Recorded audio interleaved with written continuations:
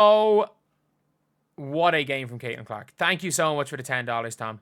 But what a game from Caitlin Clark. And with that, we stop the Paige Bueckers debate. With that, the Paige Bueckers debate is over. It's over. Like, we don't do it anymore. We don't do it. The Paige Bueckers debate is not a thing anymore. If you want to have a debate with Caitlin Clark versus any player in the league, it's as a total player between Fee and between Angel Wilson and Stewie. That's it. Maybe, and you know what? If there's a guard to come into the conversation after what she did yesterday, it might be Kelsey Plum. It might be Kelsey Plum if there's a guard to really come into that conversation, if we're being honest. If there's a guard to come into the conversation, it might be Kelsey Plum. But I have to say, I don't see that happening anytime soon. I don't see there being a guard that can do what Caitlin Clark is doing. I don't think there can be a guard that can dominate the game in the way that Caitlin Clark did. And I think when I said Stewie, I don't even think you can add in Stewie. And lads, for anyone watching this as a video, if you guys could, or if you're watching this on stream, if we could get to 1,000 likes, that would be insane. We got 2,000 people in here. We're only 350 off. If we could, that would be unbelievable. The WNBA GMs, you know, the ones that said, Caitlin Clark is you know, not the best point guard in the WNBA. Yeah, it's kind of just not a thing. Caitlin Clark could have scored 0 points in that game and still been the best player on the floor. I don't know how many players in the WNBA that I can say that about. That they could have scored 0 points and they still might have been the best player on the floor in that game.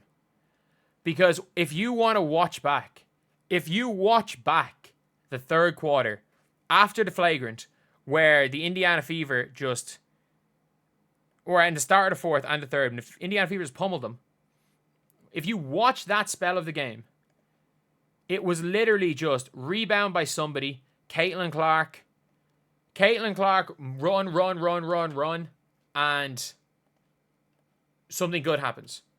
Every time, almost everything good that comes from the Fever comes from Caitlin Clark. And I understand, again, this team, by the way, the Fever look better when the ball's not in Caitlin Clark's hands than they did previously. They do look better. Do they still look better with the ball in Caitlin Clark's hands? Of course. Of course they do. But I'm going to be honest here. Like, the Fever, like, Caitlin is just levels above. She is levels above every other guard in the WNBA. And someone said, I make people hate Clark. She is levels above every other guard in the WNBA. And it's not like, it is nothing to do. It is gravity. It is gravity. It is pushing the pace. It's the ability to shoot from so far. It's the fact that all you have to do as a teammate of Caitlin Clark is run, and you are going to get 5 to 6 open layups and open jump shots a game. She doesn't only, there are other guards. Chelsea Gray can pass. Other players can pass. Paige can drive into the paint and kind of kick. Caitlin Clark generates open layups for 40 minutes for her team. Like, I don't think people realize how crazy that is. She generates open layups. Not like tough shots. Not like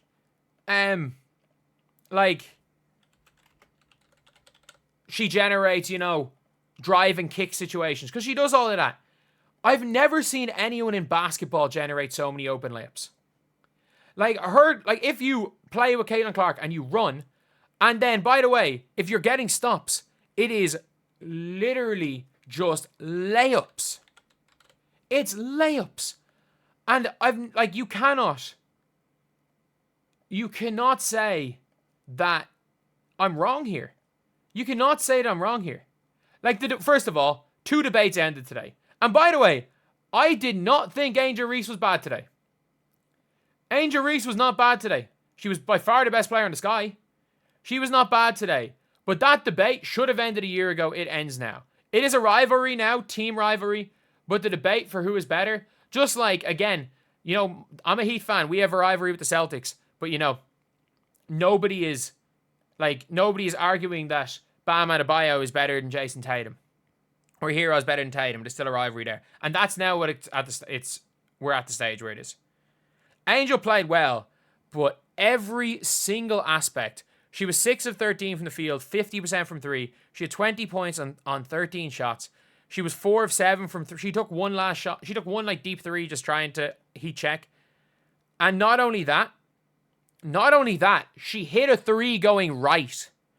She got switched on to Cardoso. She hit a 3 sizing up, and the game was over. It looked like she was just like, I'm going for this. She went right. This is like something that we've not, like, this is the start. This is a player that I don't think exists. Like, I don't think this player exists in basketball other than Caitlin Clark. Like, she does everything. Everything on the floor. And not only that, she plays defense. She plays defense now. She had 6 stocks. She had 4 blocks and 2 steals. She had 6 stocks. Like, we are looking at Caitlin Clark having 4 blocks in a game. She had 2 steals. She had 6 stocks. 10 assists, 10 boards. Even if you take away, again, if you want to say, oh, she stat padded for one of those boards, I don't care. She had 20, 10, and 9 and 4 blocks. Like, that's not normal. That's not normal. Like, we could see Caitlin have a 5x5 game. Like, the way she's playing on the defensive end, her activity as a weak side defender is crazy. And I understand, again, Caitlin Clark is going to get exposed. Her off-ball defense is going to get exposed by the Lynx. It's going to get exposed by certain teams. It might get exposed by the Liberty. And she should have had 18 assists. Yeah, but you should have, would have, could have. Potential assist isn't a stat that I give a damn about. If you're going to talk about potential assists, then, like, it is what it is. But I gotta say, this was as impressive a performance as I've seen from Caitlin Clark ever in her career. And again, this is after a mediocre first half. From the second, she went Super Saiyan as soon as she fouled Angel Hart. As soon as that foul happened, she went Super Saiyan. And the game, like, it was just, I've never seen, it is the best 10-minute spell I've seen from a WNBA player in 2 years. And again, I might be very wrong with this, and there might be other ones that I haven't watched. Is it the best game I've seen from a WNBA player? No. Fee Collier in the playoffs last year was game 1 against the Phoenix Mercury. But this is as good a 10-minute stretch that she had from about 4 minutes to go in the, from about 5 minutes to go in the third to 5 minutes to go in the game. That is the best stretch of play I have seen any player, over 10 minutes I've seen any player have. Maybe the 18-point quarter from Aja last season, but